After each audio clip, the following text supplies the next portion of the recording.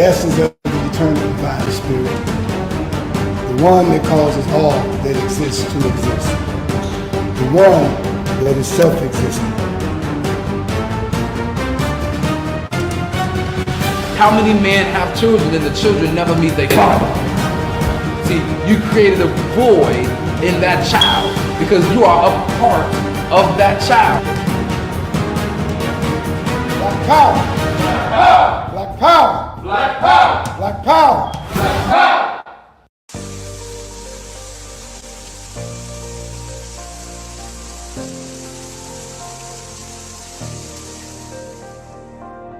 Are you feeling fatigued and can barely make it through the day without some type of caffeine? Are you on a journey of healing your body but need a little help? Then alkaline water is what you really need. Alkaline water has many benefits. Alkaline water can help restore pH balance in the body. Consuming beverages such as soda and coffee can make your body acidic. Did you know that too much acid in your body has been linked to an internet, heart disease, obesity, diabetes, autoimmune disease, chronic pain, and other chronic conditions like gout and arthritis? Those who use alkaline water have reported increased energy levels, clearer skin, reduction in inflammation, better digestion, and many other health benefits. I've used alkaline water for years, and it's been instrumental in sustaining my health when I was diagnosed with sarcoidosis. Are you ready to take responsibility for your body's health? If the answer is yes, then our alkaline water is just what you need. Bring your own bottles. It's only $3 for each gallon. To place an order or for more information, you can reach us at 773-846-3091. Thank you in advance for your support.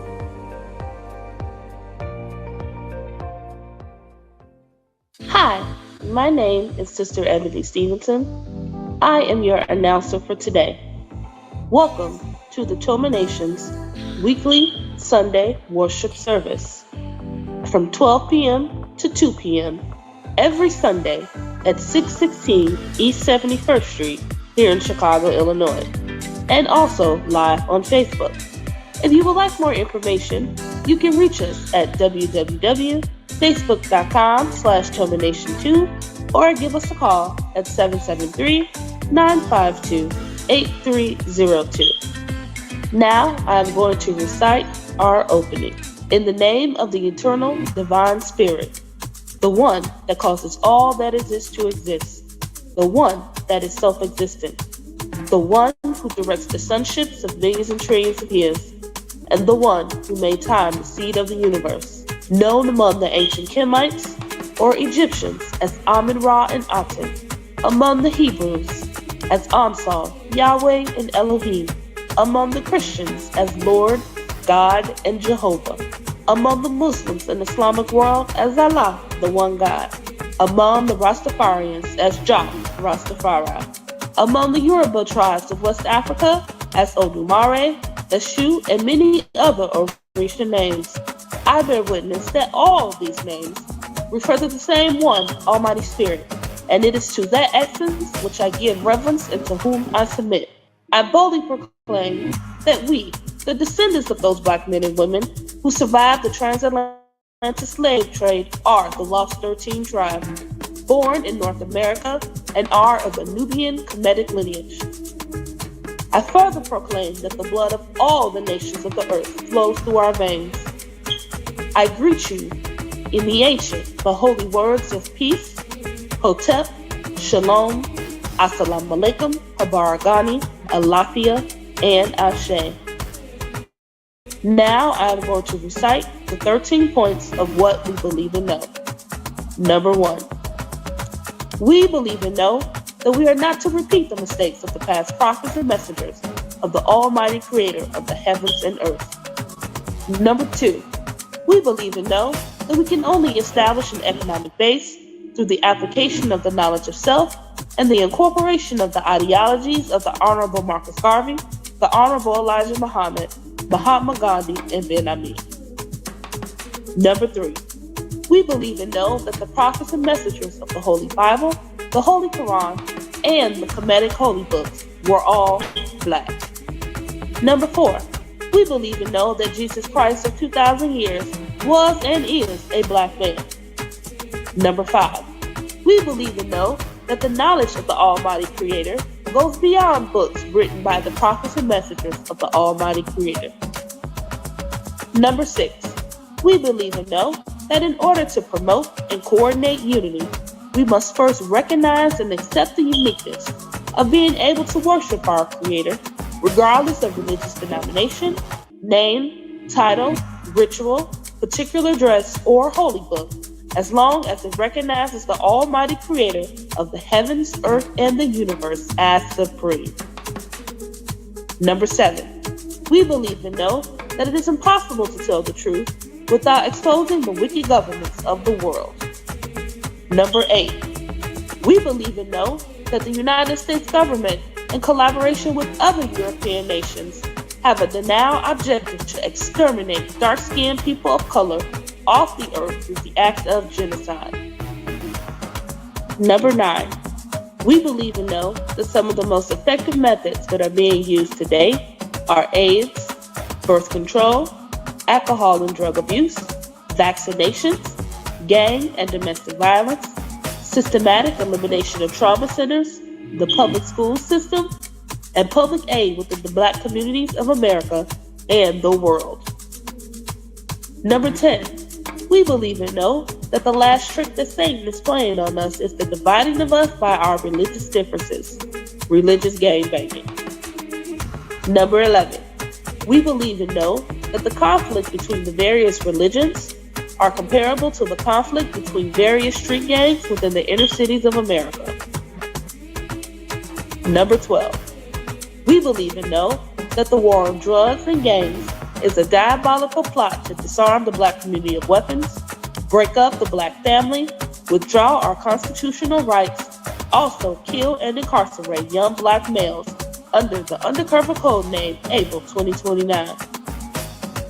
And number 13, we believe and know that every letter, shape, sound, and numerical value contains esoteric information that completely transcends the specific contextual meaning of the word. Our purpose: to bring about the growth of a righteous community in accordance with the laws of the Creator of the universe, under the leadership and guidance of Brother Minister Rahim Chesed Aton, to provide solutions to the social and economic ills that plague the communities of urban America. Our goal: to re-educate and retrain youth and young adults to develop positive moral values as an alternative to delinquent behaviors, because you can't rebuild a community and not rebuild the minds of the residents of the community to meet the responsibilities of maintaining the community's image. Our mission: to enhance the economic development of our communities by establishing businesses, real and personal properties, thereby creating jobs and/or entrepreneurship training programs that will reverse the concept of leaving the community to buying back the community. Our motto: let your light so shine before men that they shall see your good works and glorify your Father which is in heaven. Matthew 5:16. Now we're going to recite our salute to the red, black, and green flag. Everyone put your right fist in the air and repeat after me. Here's to this flag of mine, the red, black, and green. Hopes in its future bright, Africa has seen. Here's to the red of it, great nations shall know of it. In time to come, red blood shall flow of it. Historians shall write of it, this flag of mine. Here's to the black of it, 400 million's back of it, whose destiny depends on it. The red, black, and green of it, old flag of mine. Here's to the green of it, young men and women shall dream of it, face shots and shells for it, maidens shall sing of it, waving so high. Here's to the whole of it, colors bright and pole of it, pleased is my soul with it, regardless of what is told of it. Thanks to God for giving him this great flag of mine. Please keep your right fist raised high in the air as we sing our Black National Anthem.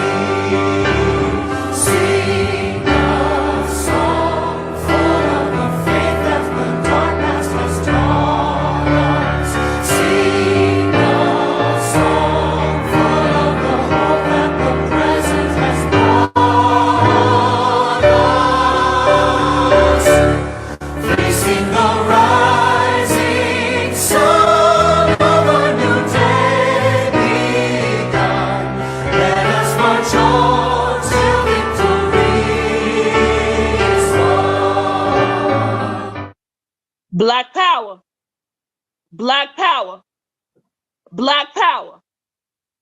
Black power is the power to define, develop, and defend that which is in the best interest of Black people. Welcome. I'm Brother Minister Rahim Chesed Aton. I'm the founder of this great movement, TOMA Nation, aka Temple of Mercy Association, along with our co-founder, Minister Omari Jahi Aton, and the First Lady of this movement, Sister Makita Aisha Aton. Protocol being established concerning our opening, I will not prolong this particular lecture. I will try to use all the time that I have in these 30 minutes to get out as much as I can on this very, very important subject. So today, this Sunday, I believe March 3rd, 2024, 2024,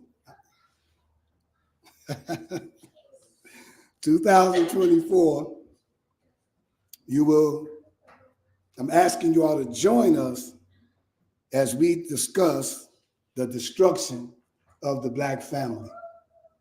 Those who are drawn to this particular lecture under that title, I want you to know that that title is just a cover for the true title of this particular lecture, which is the reconstruction of the Black family. And as you all know, we have in TOMA what we call our prescribed readings. And this month, we will focus on the spiritual leader of the Black Hebrews, Nasi ben Ami Israel, and his book, God, the Black Man, and Truth. As you can see, mine is well used because I bought mine in 1990. And so I want to read a little bit about him. We do have another book that we just inserted into our prescribed readings last year. And we'll be doing that one also, but I'll tell you about that one in a minute. Let me read a little bit about Ben Ami. Ben Ami Israel was born in 1939. He made his transition in 2014. He published the book, God, the Black Man, and Truth in 1982. Ben Ami Israel led his followers to Israel in 1969, but thousands of Black Hebrew Israelites remain in the United States, in the Caribbean, and Africa. The spiritual leader of the African Hebrew Israelites, a movement that believes that some Black Americans are the descendants of an ancient Israelite tribe, died on that day in 2014. It was on a Saturday. He was 75 years old, and his government name is Ben Carter. He's from Chicago, Illinois, and he maintained that Black Americans were descendants of the biblical tribe of Judah. He said they migrated to West Africa after the destruction of the Jewish temple in Jerusalem in 70 AD and were eventually sold as slaves to the United States. In 1966, Ben Ami had a vision that the angel Gabriel told him to return to the Holy Land by way in which we came.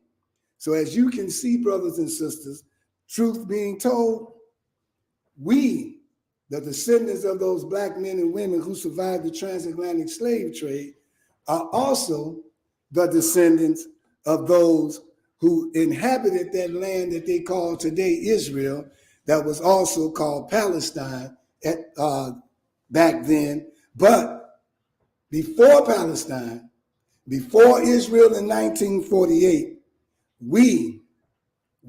us, Black people, inhabited that land that they call Israel today. That is the land that was promised to us in the Holy Bible. So what he did when he got that vision, he gathered a few hundred followers, mainly from Chicago, and led them to Liberia. That was their first stop, Liberia.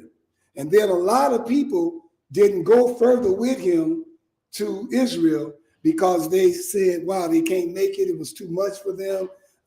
They had to start from scratch and learning how to be back on that level of civilization that they're used to, like toilets and bathrooms. Well, that's the same thing, you know, living rooms, dining rooms, refrigerators, stoves, and all that. They didn't have none of that when they made it to Dimona. But the few that went back from Liberia, they went back to Chicago.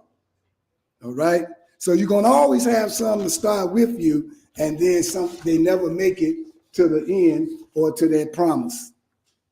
So they moved to Israel in 1969, settled in Dimona, a poverty-stricken place in southern Negev, Negev, desert. All right. Ben Ami's love for the land of Israel remained constant throughout his life, from the initial awakening to his Hebraic roots. But Israel didn't know what to make of their newcomers. Now, that group had the nerve to consider them newcomers when they actually, and we actually are the true inhabitants. See, let me get this straight. Everywhere that most of our people, Pan-Africanists, Hebrews, Moors, or whatnot, we inhabited this whole planet, and we were Black. And each one of us had our own individual way of recognizing a higher power, knowing that it was that higher power that was responsible for their very existence. So I'm here to say that today we should not be arguing over who we are. Are we Watusis from Zimbabwe or something? Or are we some kind of, any of those names that we consider as our religion? And please don't say Christianity, because Christianity was not a religion.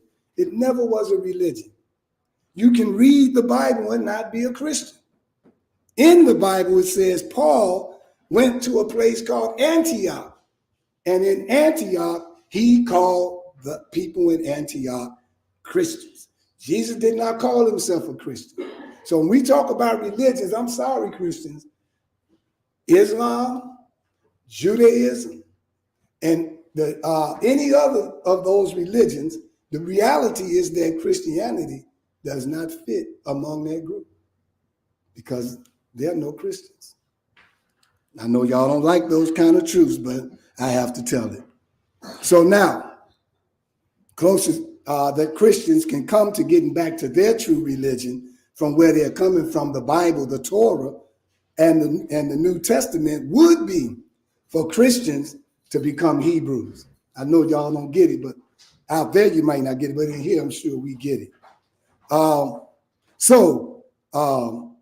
Israel in 69 did not welcome Ben-Ami, and they adopted the African style of dress, which was truly the Hebrew style of dress, and that government was unsure where they fit under the country's law of return, which gives citizenship to almost any Jew who requested. The group refused to convert to Judaism, even though it would have entitled them to citizenship. They considered themselves the true Jews of ancient Israel, and they followed a lifestyle they said was based on the Torah and Israel's teachings. But it did not have the traditional rabbinical interpretations. Many of the group dressed in colorful, self-made clothes. They practiced polygamy. They shunned birth control, refrained from eating meat, dairy products, eggs, and sugar. The group has thousands more members in the U.S. All right, now I'm going to stop there. I may come back later, but I want to say this. When Ben-Ami Israel took his members from Chicago to Dimona, the Jews there did not accept them. They didn't put it in this article. This is a newspaper article. But the real reason why the Jews did not accept them is because Ben-Ami was calling themselves the chosen people of God. And you know what the Jews think they are, right? The chosen people of God. So that was the real clash. If they came as just regular Hebrews and settled in, didn't say nothing, and started boasting that they the chosen people, they probably wouldn't have had that problem. But they came saying, we are the chosen people of God, and y'all are phony. Y'all frauds. Right away, they went at them. All right, the whole government came at them many times. They had standoffs between the government's military and their group. So they went through a lot. Just so you all can be a little bit familiar with who those people were, they have, or had, but it still bears the same name, a restaurant here in Chicago called Soul Veg, right over there on 75th. Reason I say had, because Ben-Ami had an ambassador by the name of Prince Asiel Ben Israel. And Prince Asiel went from Dimona to Chicago and all throughout the United States as an ambassador representing his state called Dimona over in Israel. They kind of got into it a little bit based on teachings and what the teachings was about when Ben-Ami came into a realization, as most of them do that's religious, that they are Christ, that they are the second coming of Jesus Christ. And that's when some of his members moved away from him and decided that he done went crazy. I want you all to understand a reason why that happens, but it won't happen here. I will let you know that. If I start telling you all I'm Jesus Christ, run. Okay, start leaving fast. Okay, I will not do that. I understand that his last name that you all think is his last name is not his last name, but it was a title that he attained when he gained a certain level of enlightenment, and he was called Christ. That's a certain level of consciousness that you can attain in this room and out there that we call Christ consciousness. All of us can attain Christ consciousness. Yeshua was Yeshua who had attained Christ consciousness. Y'all get it? So you don't become Jesus. No, that's him. You become Christ conscious. And then your name changes. You're no longer Cheryl, not Adverb, but you can stay Isaiah though. That's a good one. The brother here can stay Isaiah because that is one of God's holy names. So you in good shoes there. He's just missing his Aton. But anyway, my point I'm making is that he had a lot of challenges with them. And I'm going to end it because I'll say a little more about it on Wednesday. So from 7 to 8 on Wednesday, we'll be going live, and then we'll do our business meeting from 8 to 9. So I'll speak a little bit more on Ben-Ami, but They traveled back and forth from Israel to the United States constantly. They had a few challenges. But I want to read to you some things that Ben Ami said about the Black family. But let me first get back to our second book for the month. Our second book for the month is called Black Root Science. And brothers and sisters, when you come into this movement, if you have a particular persuasion that you are under and you want to share it and want it to be a part of our prescribed readings, come see me and bring it to me. But it might take me a little while to present it to the body, because this was presented to me by one of our former members, Brother Tahaka Shakur. And he showed it to me over about a year before I even let you all know that I was reading it. Because a real wise leader is not going to let other people come in and bring other literature and he don't look at it. He just go give it right to his members. He don't know what he giving them. You don't do that. You read it first. You go through it first. Then you make the determination, is this what you want your members to be feeding off of or not? I found it to be a very enlightening book. And I'll tell you why later. If I chose it, believe me, it was a reason. So now, I'm going to read to you what Ben Ami wrote in God, the Black Man in Truth. And dealing with the destruction of our family, we know all the many different ways that they are destroying family. All the way from certain things we eat, all the way from certain things that we drink, from the clothes that we wear, the shooting and killing in the community, the drugs that they give us secretly, making us think it's not drugs. Like we think it's good for us. In other words, what you brush your teeth with, it has fluoride in it, most of it. That's a drug. And it causes brain cancer. But a lot of people don't know that. You think they're going to tell Black people? Oh, no, because they want you to have brain cancer. See, most of the diet pops, especially Diet Pepsi, causes brain tumors. I have a friend named Gary, used to drink 6 packs of Diet Pepsi, and he had 2 tumors in his brain, and that's what he died from, brain cancer. I'm telling you, the destruction of the Black family, that's on that level. When you talk about media and how they removing the structure of family being man, woman, and child to 2 adults and a child, we would think that it was aimed at white people, but it's not. It's targeting us. See, COVID was targeting us. See, everybody else that died from it, hey, they just, what we call that? Collateral damage. That's what they are. But they targeting us. And you would wonder, why do they want to kill us? I hope to be able to explain that on Wednesday. Why have they not killed us? I would love to explain that on Wednesday. So now, one of the things we must do in order to get back on the level of the gods that we are as a Black race is we must mend the Black family structure.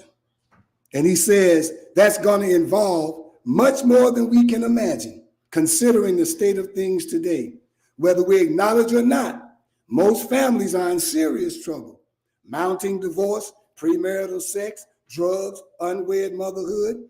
No family has escaped. The only question is how deep the pain, how much the suffering. The 2 missing elements are authority and order. Everything has to have order. Waste is the rule where disorder reigns. When you have no order in your day, you waste your time. No order in your meals, you waste your food. And where there's no fiscal order, your money tends to get away from you. Everything seems to be negatively affected by disorder. In the family without order, the man has lost his woman. The woman has lost her man. The children have lost their parents. The woman decided against being a helpmate to man. The man decided to stop providing for the family. The children decided to stop being little servants to their parents. Obedience to God is to give credence to the way he established his order. The family today seems to be everyone doing what they want to do when they desire to do it. Remember now, when did I say this book was written? 1982. Do that sound like today? Do that sound like a man who knew about something? God established an order for the people he created. The order does not allow for women to be men, or does it allow men to be a woman? And children must remain little servants to their parents. The order of God does not permit children to rule their parents, nor does it justify the existence of perverts. Without order, a mentality develops, which is in opposition to God and life. In the beginning, God created man. Woman was fashioned from man. Children were given life by their parents. This order is not oppressive, nor regressive.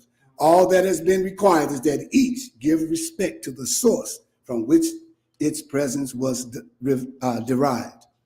Man, keep your hand in the hand of God. Woman, keep your hand in the hand of man. Children, honor thy father and thy mother, that thy days might be prolonged upon the land which the Lord thy God gave thee.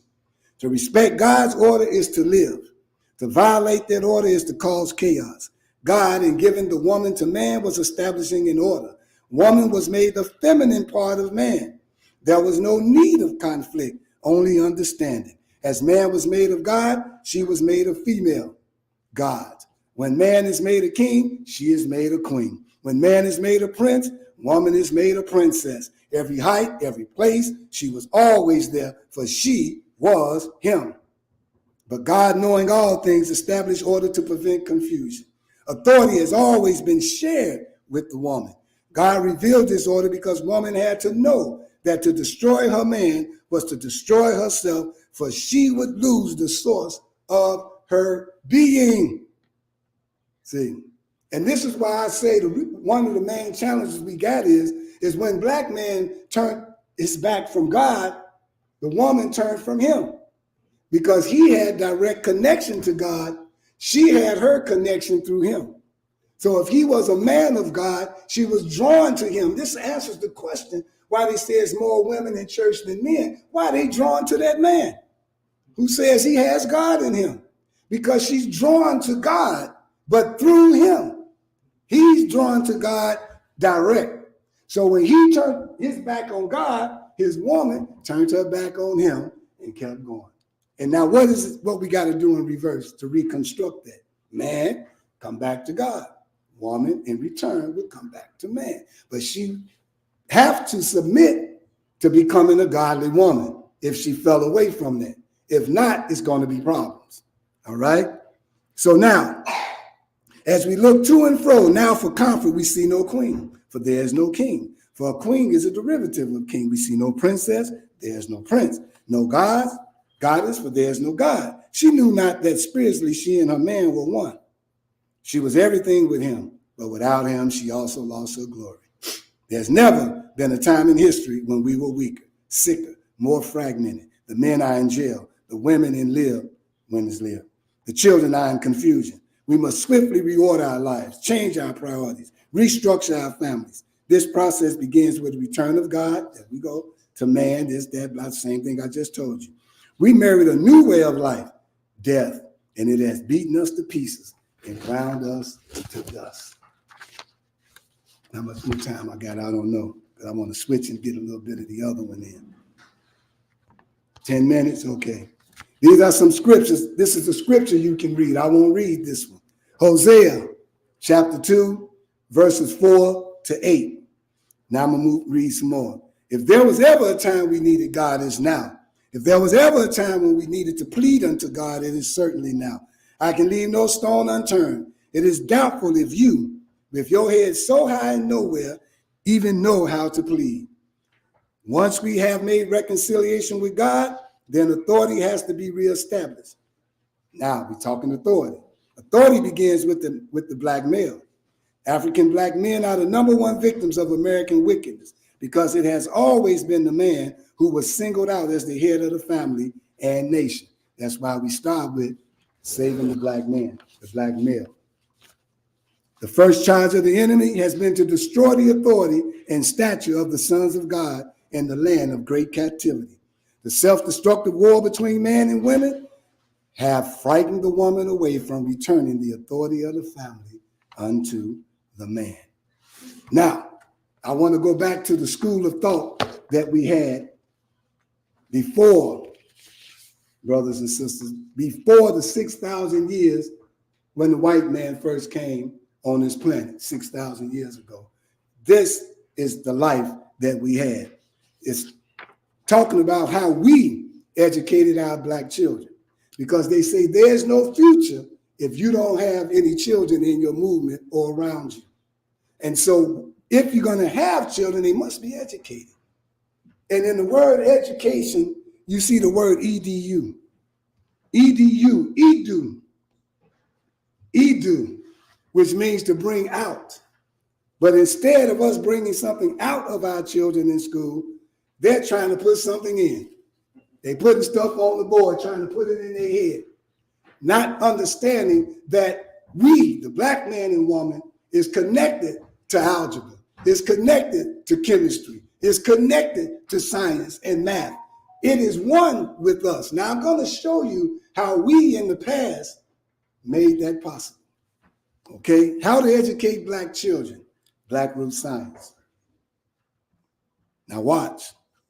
To educate black children properly, we must separate them from other children. There's no way, I repeat, and you can disagree with me as much as you want, there's no way to teach our children properly as long as they are mixed in with the other races. There are many reasons why that is so, but I'm just going to mention one. We black people made the other races in our image. We made them in our image 6,000 years ago, and all the trouble on earth started as a result of that 6,000 years ago. Remember, the planet is 66 trillion years old. We came with the planet. Some say 76 trillion. Black roots say 78 trillion. We talking trillions, and we were here then. So 6,000 to 60-something trillion is what? Like a penny to $1 million. What's a penny compared to $1 million? So that's 6,000 years. We still say this white man is new upon our planet. He's new. And so he says, this is why. If you believe this, answer this question. How will you teach this information to our children in a multi-ethnic setting? How will the other parents let you teach it in their school? This is why this big fight. You may say, well, I just want to teach them the principles of ancient science and mathematics. Well, these principles are based on the fact that God is a black person, and all other people were made in his or her image. They involve rituals whose foundation is that we do not study science and mathematics, but we manifest it on earth. Big difference. We don't study it, we manifest it. Made human beings can only study what has been made or created. You get it? But creators, which we are, on the other hand, can only manifest the principles of creation because these principles originate from within them. These two modes of learning are worlds apart and 180 degrees opposite each other. That's why our children can't learn, because they give us books. Now, if you look at all of the inventions that black people made, this came from them being creators. And 99% of everything that's on this planet was invented by us. Invented by us, but they don't want their children to know that. That's why they are afraid to even teach the true black history in the schools, because they're wondering how it's going to affect the white students and the other multiracial students out there. So how are we going to teach them that? How are we going to teach our children and we got to tell them the truth and they got to sit there and feel uncomfortable? So we got to separate them. And look at all those inventions. And we even invented more than what's on that list that you see. You ain't even heard the inventions that was made in the 2000s. Some more being made now. They need us. That's why they won't kill us off wholesale, because all of the information and the creative thought came from us and still flows through us. Without us, they can't even go forward, because we are the creators of what you see. Now, eventually in Black Root Science, it breaks it down how we are actually the creators of everything on the planet, and it shows you how. So, what happened, because Ben Ami knew all this, we had Marcus Garvey. He knew that. He separated them, had their own education system, and they got rid of him. Then you had Noble Drew Ali. He separated them, even separated the girls from the boys at a certain point so that he can keep the attention of the boys and the girls separate. Elijah Muhammad had the same understanding. Ben Ami, same understanding. Separate. Yahweh ben Yahweh, separate. Imam Isa, separate. Minister Rahim, separate. I'm just telling you like it is. Because see, what I'm finna go into now, hopefully I can give it all to you on Facebook and YouTube, how to teach children some of this ancient knowledge of science and math and all of this. Let's check it out. All important knowledge in ancient times were taught in the form of rituals. We have a ritual for every important aspect of life, just as modernists today in school got a textbook for every important subject. See the difference? The ritual is personal. You go through it and experience math and science, whereas they have to go through a book. See? The difference between ancient and modern learning is exactly the difference between intellectual or book learning and real life experience. Rituals make you experience it in real life. This is why it's difficult under this modern system to teach true science and mathematics. They are intricately related to life, whereas the architects of modern education divorce them from everyday real life. They created a school system, check it out, that incarcerates children all day inside a fenced up prison, completely removed from society, and expect them to learn how to live in that very same society. The result is nothing more than superficial intellectual knowledge. Ultimately, everybody got to start from scratch when you leave school and try to educate yourself about real life, sometimes gaining some contribution from their schooling, sometimes not. Well, here's one of the rituals called character development. When the children are in attendance, they don't sit in classrooms as modern children do. The lessons take place mostly outside in a natural setting, actually in a garden. In every ritual, they are taught about the character development of a person. They are taught that each aspect of character is directly reflected in a specific part of the human body. How each one created its plant and animal. The format of the lessons is somewhat like this. And off the record, just to give you an example, when your actual stomach hurts, that represents Egypt. I'll tell y'all about that one day, ancient Kemet. I just had to give you an example how they were being taught using the anatomy, everything about biology and everything.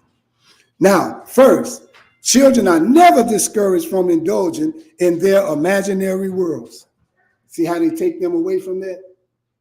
Everyone knows that young children have imaginary friends in imaginary worlds that are as real to them as you and me sitting here. They are encouraged in their school to indulge in these worlds of their imagination to the utmost degree possible for their minds. As they grow older and eventually become adults, they retain this power of vivid imagination, having brought it under complete mental control under the guidance of their teachers. As a result, all adults have this power, but more so the teachers of rituals. The teachers got the power right off. They use this natural gift. To us, it's a natural gift. To the modern people, it's a curse that they just abuse their children. In other words, they give you something and your attention span is not right. See, then they give you some drug. You know, they put all this in your imagination, a big, fat, dusty, stinking Santa Claus, right? Then they put this Easter bunny laying eggs and some bunny rabbit with some big ears walking through the garden, dealing with their imagination. Joining us for our weekly Sunday.